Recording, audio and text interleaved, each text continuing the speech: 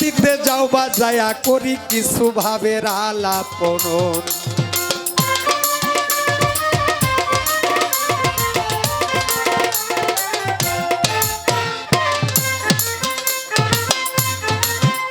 আজকে খাজা বড় পীরের পাল্লা বসে করেন আল্লাহ আল্লাহ,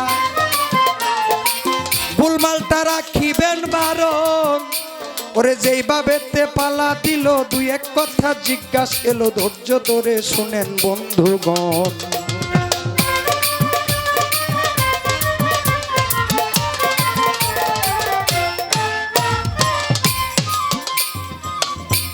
আমার বড় পীরের যে গানটি আমি রাখলাম, এক হিন্দু ব্যক্তি বুরহানপুরে তার বাড়ি ছিল।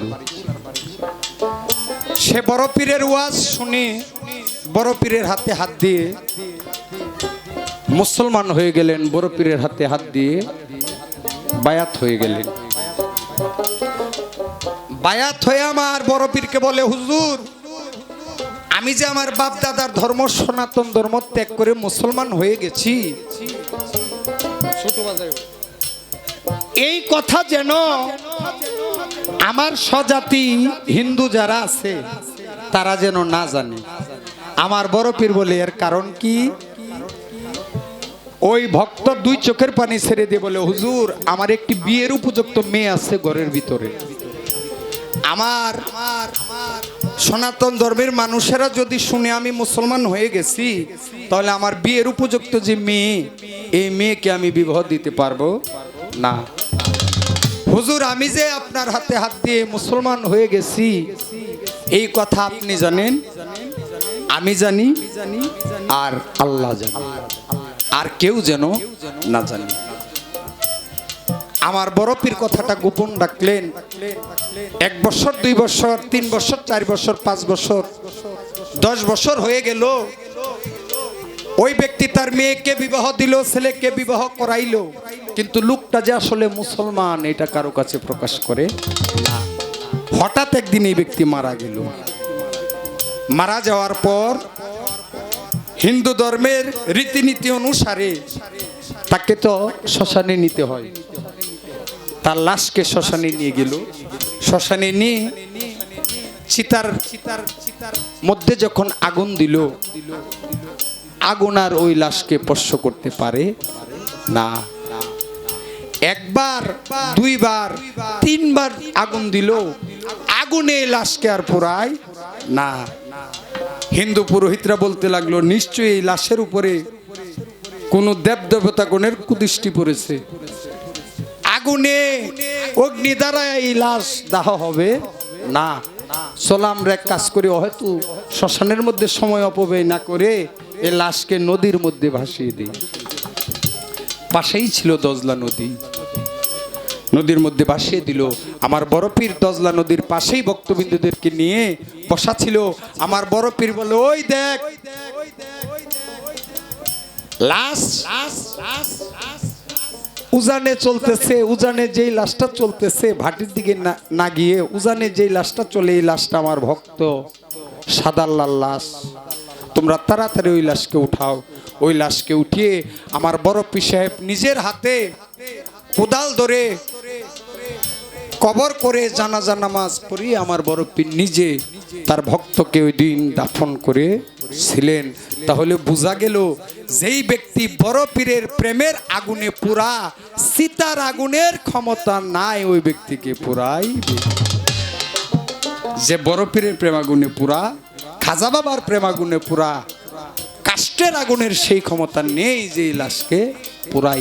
এজন্যই তো একটা গান আছে, মুর্শিদের আগুনে যেই জন পুড়ে হইছে ছাই, কাষ্টের আগুনে পুরাইবে, দুজকের আগুনে পুরাইবে তাকে, সেই ক্ষমতা দুজকের আগুনেরও নাই। যেই ব্যক্তি মুর্শিদের আগুনে পুড়ে ছাই হয়ে গেছে, তাকে কাষ্টের আগুনে দুজকের আগুনে পুরানোর ক্ষমতা নাই। তা আমি প্রশ্ন করতে চাই সর্বপ্রথম খাজা মঈনুদ্দিন চিশতি রহমতুল্লাহ আলাইহির জীবনী থেকে। খাজা বড় পীরের জীবনী সব প্রশ্নে আপনারা শুনে ফেলছেন, কি প্রশ্ন করবো এটা বুঝতে পারতেছি না। কারণ বর্তমানে ইউটিউবে ক্যাসেটে সব প্রশ্ন গান চাষটলে বন্দরে ঘরে দুয়ারে সব জায়গাতেই বাজতেছে। ইউটিউব দিয়ে ঘরের ভিতরে শুয়ে শুয়ে গান দেখা যায়। তো আজকে আমি এরকম কিছু প্রশ্ন করব যেগুলি সচরাচর সবাই করে না, কারণ নতুন তো নাই, জীবনে তো আর নতুন হয় না। কিছুদিন আগে আমি খাজা মঈনুদ্দিন চিশতি রহমতুল্লাহ আলাইহির দরবারে জিয়ারত করে এসেছি ভারতের রাজস্থান আজমিরশরীফ। আমি জানতে চাই এই জায়গাটার নাম রাজস্থানের তারাগড় পাহাড় ছিল, পূর্বের নাম। আমার খাজা মঈনুদ্দিন চিশতি রহমতুল্লাহ আলাই এখানে আসার পরে পূর্বের নামটা বদল হয়ে আজমির নামটা হয়ে গেল। আমার জানা দরকার আজমির শব্দের বাংলা অর্থ কি, আর খাজা বাবা ওইখানে এসে কোন কর্ম করেছিলেন যার জন্যে তারাগড় পাহাড়ের পাদদেশে যেই গুহার মধ্যে খাজা বাবা এসেছিল ওই গুহাটার নাম আজমির শরীফ হয়ে গেল। আজমির শরীফের বাংলা অর্থ কি, কোন কর্মের বিনিময়ে জায়গার নামটা আজমির হয়ে গেল। একটি প্রশ্ন কমিটি যেহেতু একটি বলছে, বেশি বলার দরকার নাই, কথা কম গান হবে বেশি, তাহলে পাবলিক খুশি, আমরা হব না দোষী। এখন ছোট একটি গান করে আমি বসে পড়ি। ধন্যবাদ জানাই সবাইকে।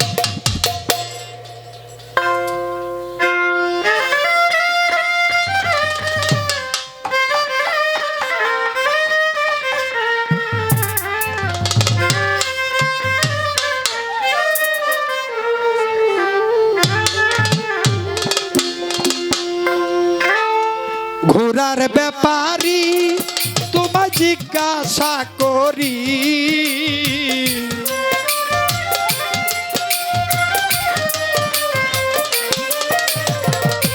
ঘোড়ার ব্যাপারী তোমায় জিজ্ঞাসা করি, কত লাভ করিলা গুড়া বাইয়া রে, কত লাভ করিলা গুড়া বাইয়া।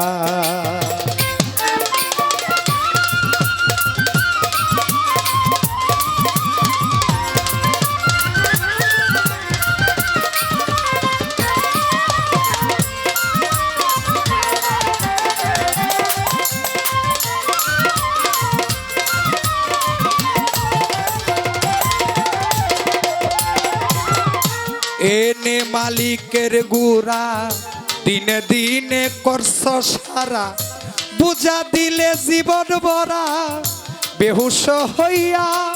ওরে এনে মালিকের ঘোড়া দিনে দিনে করছ সারা, বুঝা দিলে জীবন ভরা বেহুশ হইয়া।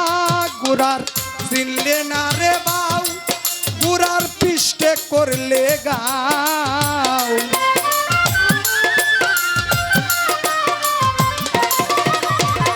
চিনলে না রে বাউ, গুড়ার পৃষ্ঠে করলে গাও। কারবার চলিবে কি দিয়া রে, কত লাভ করিলে গুড়া বাইয়া।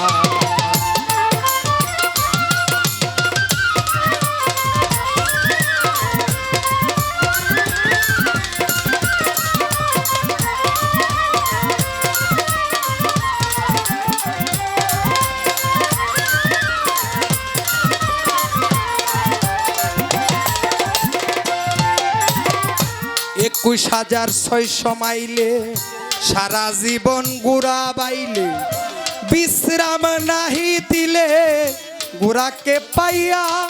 ওরে ২১,৬০০ মাইলে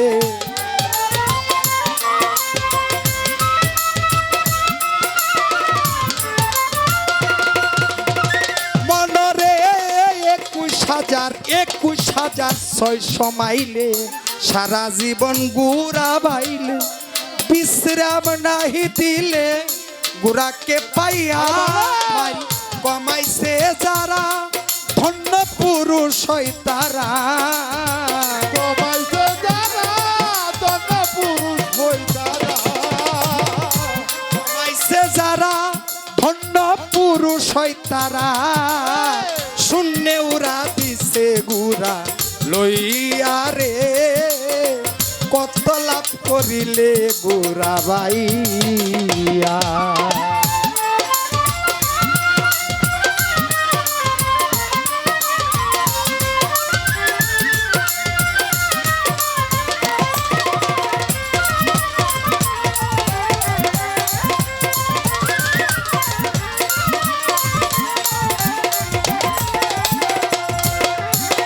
নফসে আম্বেরার ফেরে পরে সীসা কিনলে স্বর্ণের দরে পড়লে ফেরে মন পুঁজি হারাইয়া।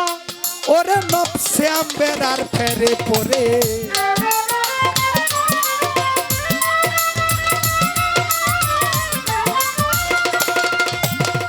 ওরে মন নফসে আম্বেরার ফেরে পরে সীসা কিনলে স্বর্ণের দরে পড়লে ফেরে মানুষ পুঁজি হারাইয়া। যদি ব্যাপার করতে চাও কামেল গুরুর কাছে যাও। ব্যাপার করতে